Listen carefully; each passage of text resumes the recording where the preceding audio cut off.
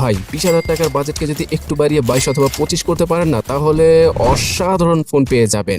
20,000 টাকায় তো তেমন কিছু পাওয়া যায় না, কিন্তু 25,000 টাকায় চলে আসলে আপনারা ক্যামেরাতে 4K ভিডিও রেকর্ডিং পেয়ে যাচ্ছেন। কার্ভ অ্যামোলেড ডিসপ্লে যুক্ত স্মার্টফোনে পেয়ে যাবেন। তার সাথে 90 থেকে 120 FPS এর গেমিং এবং সর্বোচ্চ 8 থেকে 24 জিবি র্যাম সাপোর্টেড স্মার্টফোনও রয়েছে এই বাজেটে। সো সেখান থেকে বেছে বেছে মারাত্মক লেভেলের 5টা ফোনকে সাজেস্ট করব, যেগুলো কিনা চোখ বন্ধ করে আপনার চাহিদা অনুযায়ী কিনতে পারবেন। তাই আর বকবক না করে প্রথম ফোনটা সম্পর্কে জানিয়ে শুরু করছি, যে এই ফোনটাতে 7000 mAh এর দানবীয় ব্যাটারি রয়েছে, পাওয়া যাবে স্ন্যাপড্রাগনের চিপসেট আর অসাধারণ লেভেলের মাকড়ের মতো সফটওয়্যার এক্সপিরিয়েন্স। গাইস, আমি বলছিলাম মোটোরোলার মোটো G57 পাওয়ার সম্পর্কে। এই ডিভাইসটা 23 থেকে 25,000 টাকার মধ্যে পেয়ে যাবেন আপনারা। ফোনটার ভেতরে পাওয়া যাবে Android 16 out of the box, 17, 18 পর্যন্ত আপডেট পেতেও পারে এই ডিভাইসটি। মোটোরোলার ক্লিন সফটওয়্যার এক্সপিরিয়েন্স, তার সাথে স্ন্যাপড্রাগন 6S Gen 4 চিপটাকে দিয়েছে তারা, যেটা কিনা বর্তমানে রেডমি নোট 17 প্রোতে পাওয়া যায়। আর সেই ফোনটা 40 থেকে 45,000 টাকা খরচ করে কিনতে হবে আপনাকে। সো পারফরমেন্সগত দিক দিয়ে একদম ব্যালেন্স লেভেলের একটা পারফরমেন্স পাবেন, এবং এখানে পাবজি বলুন অথবা অন্যান্য সকল গেম 60 FPS এ আরামসে চলবে। বাট এটা থেকেও আরো বেটার কোয়ালিটির প্রসেসর যুক্ত ফোন আজকের তালিকায় রয়েছে, সেগুলো সম্পর্কে জানতে একটু ওয়েট করুন। 8128, 8256 এবং 12256 জিবির ভেরিয়েন্টের সাথে আসে মোটোরোলার এই ডিভাইসটি। 12 জিবি র্যামের সাথে 12 জিবি র্যামকে মনে যুক্ত করে 24 জিবি র্যামটা আপনারা পেয়ে যাবেন ভার্চুয়ালি। এখানে পাওয়া যাবে 50 মেগাপিক্সেলের মেইন ক্যামেরা, 8 মেগাপিক্সেলের আলট্রা ওয়াইড। 2K তে ভিডিও শুট করা পসিবল, বাট ফুল এইচডি তে ভিডিও করলেই ভালো রেজাল্ট পাওয়া যাবে। কিন্তু এটার সেলফি ক্যামেরাটা আমার পছন্দ হয়নি, শুধুমাত্র 8 মেগাপিক্সেলের 6.72 ইঞ্চি সাইজের ফুল এইচডি প্লাস রেজুলেশনের একটি 120 হার্জের আইপিএস এলসিডি প্যানেলের ডিসপ্লেকে ইউজ করেছে মোটো। তো এখন হয়তো অনেকে কমেন্ট করবেন, অ্যামোলেড কই ভাই? ভাই, অ্যামোলেড ডিসপ্লে ফোনও আছে এবং কার্ভ ডিসপ্লের ফোনও আছে। তো সেই ডিভাইসগুলো সম্পর্কে জানতেও আর একটু ওয়েট করতে হবে। তো যাই হোক, মোটোরোলার এই ফোনটার ডিসপ্লে কিন্তু একদমই খারাপ নয়, খুব ভালো ডিসপ্লে, খুব রেসপন্সিভ, এবং এখানে গ্রিন লাইন কখনই পড়বে না, এটা তো আপনারা বুঝতেই পারছেন। ফোনের উপর এবং নিচে ডুয়াল স্টোরেজ স্পিকার, হেডফোন জ্যাকের গর্ত, তার সাথে 7000 mAh এর দানবীয় ব্যাটারি এবং 33 ওয়াটের চার্জিং স্পিড। এইরকম স্পেসিফিকেশনের সাথে আসে মোটো G57 পাওয়ার। এখানে gyro sensor, side mounted fingerprint scanner সবকিছু পাওয়া যাবে। কিন্তু আপনার যদি একটা অফিসিয়াল ফোন দরকার হয় এবং আপনি আনঅফিসিয়াল ভাবে ফোন কিনতে চাইছেন না, তাহলে পরবর্তী ফোনটা আপনার জন্য। এবং বিশ্বাস করেন, বর্তমানে 23,000 টাকা বাজেটে এই ডিভাইসটাই অফিসিয়ালি 5G সাপোর্ট দিতেছে, এবং এখানে মোটামুটি আইফোন রিলেটেড একটা ভাইব পাওয়া যাবে, মানে পেছনের ডিজাইনটা আইফোন এয়ারের মতো। সো আমি কোন ফোন সম্পর্কে জানাচ্ছি বলবো, তার আগে একটু কষ্ট করে লাইক এবং সাবস্ক্রাইব করে দেন, বিকজ আগামীতে আরো অসাম ভিডিও আসতে চলেছে। সো গাইস, আমি বলছিলাম টেকনো স্পার্ক 50 5G সম্পর্কে। আপনারা আবার ভুল করে 54Gটা কিনেন না, 5Gটা একটু বেটার। কোন দিক দিয়ে বেটার? সেটা হচ্ছে গিয়ে এখানে 5G কানেক্টিভিটি তো পাবেনই, চিপসেটগত দিক দিয়েও ভালো একটা চিপসেট পেয়ে যাবেন অফিসিয়াল ফোন হিসেবে, মানে মিডিয়াটেক ডাইমেনসিটি 6400।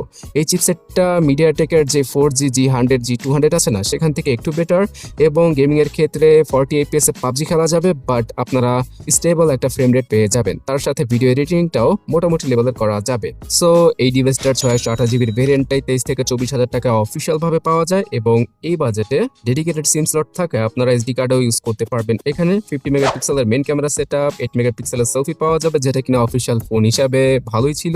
আর সিঙ্গেল লাউড স্পিকার দিচ্ছে, যেটা কিনা কারোই ভালো লাগবে না। তার পাশাপাশি 6500 mAh এর ব্যাটারি, 45 ওয়াটের চার্জিং স্পিডটা দিয়ে দিয়েছে টেকনো, যেটাকে কিনা ভালোর কাতারে রাখা যায়। বাট ডিসপ্লে সেকশনে অনেকের খারাপ লাগবে, বিকজ 6.78 ইঞ্চি সাইজের এই ডিসপ্লেটা 120 হার্জের রিফ্রেশ রেটকে তো সমর্থন করে।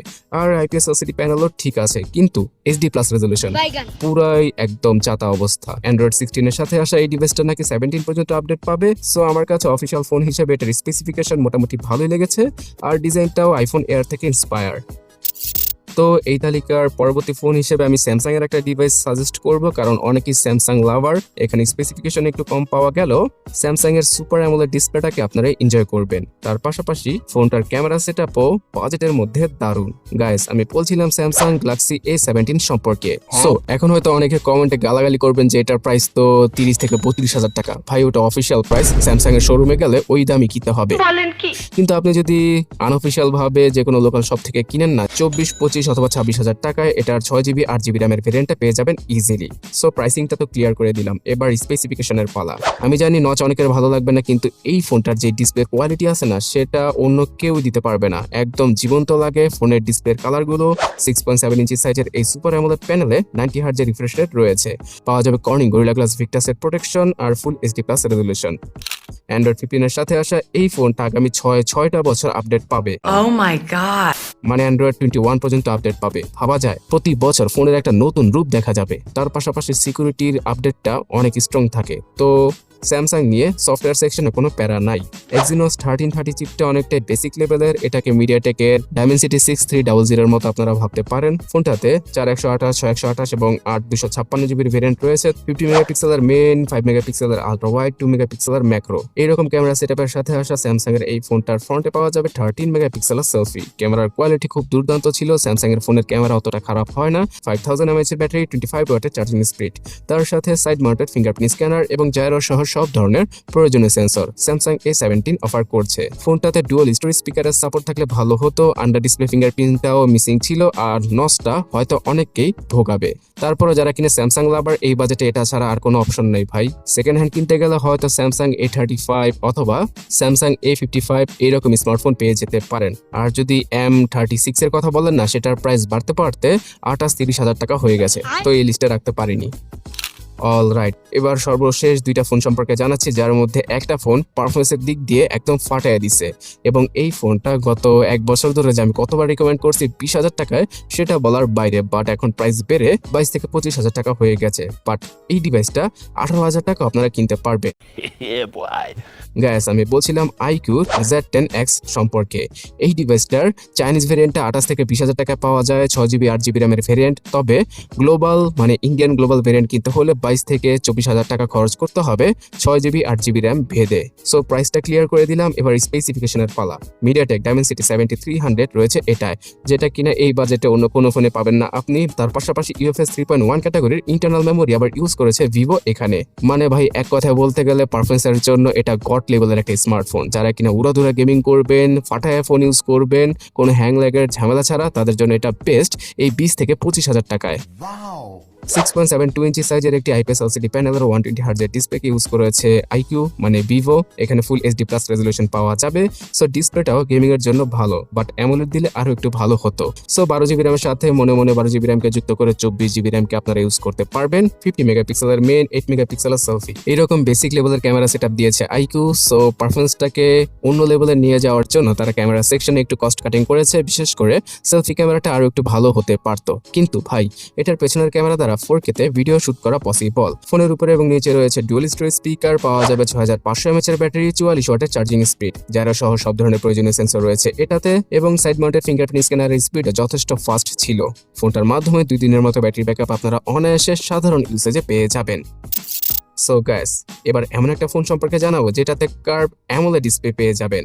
তার পাশাপাশি এই ডিভাইসটা গেমিং এর জন্য খুব ভালো এবং এখানে 108 মেগাপিক্সেলের ক্যামেরা সেটআপ সহ 4K ভিডিও রেকর্ডিং তো থাকছেই। সো গাইস, আমি বলছিলাম Redmi Note 15 5G সম্পর্কে। হ্যাঁ, লিখে রাখেন 5G, বিকজ মার্কেটে 4G ভেরিয়েন্টের অভাব নেই, যেখানে মিডিয়াটেক G100 এর মতো চিপসেট রয়েছে এবং সেটাই 25,000 টাকা পাওয়া যাচ্ছে। তো সেটাকে অ্যাভয়েড করে 5Gটা কিনবেন অবশ্যই। এর আগে 20,000 টাকার সেরা ফোনের তালিকায় এটাকে আমি সর্বোচ্চ লেভেলে রেখেছিলাম, বাট এখন প্রাইসটা বেড়ে 25,000 টাকার আশেপাশে চলে এসেছে। আরে এখানে স্ন্যাপড্রাগন 6 Gen 3টা রয়েছে এবং এই 6 Gen 3টা অনেকটাই মিডিয়াটেক ডাইমেনসিটি 7300 এর মতো পারফরমেন্স দিয়ে দেয়। মানে IQ Z11X এর মতো পারফরমেন্স পেয়ে যাবেন আপনারা, because 60 FPS A PUBG game খেলতে পারবেন এটাতে। সো পারফরমেন্সের পাশাপাশি এটার ডিসপ্লেটাও ওয়াও লেভেলের। 6.77 ইঞ্চি সাইজের একটি কার্ভ AMOLED ডিসপ্লেকে ইউজ করেছে Xiaomi। HDR10+, ফুল এইচডি প্লাস রেজলিউশন এবং সর্বোচ্চ 3200 নিটসের পিক ব্রাইটনেস। এইরকম ডিসপ্লে আগামীতে আমরা কখনোই 20 থেকে 25,000 টাকার স্মার্টফোনে দেখতে পাবো না। 108 মেগাপিক্সেলের রিয়ার ক্যামেরা, 8 মেগাপিক্সেলের আলট্রা ওয়াইড এবং 20 মেগাপিক্সেলের সেলফি। কি নেই এতে? ক্যামেরার দিক দিয়েও এটা ওপি লেভেলের স্মার্টফোন। IQ Z10X এর যে কমতিগুলো ছিল না, সেটা এটা পুষিয়ে দিয়েছে। ক্যামেরা দ্বারা 4K তে ভিডিও শুট করা পসিবল। OIS এর সাপোর্টও রয়েছে।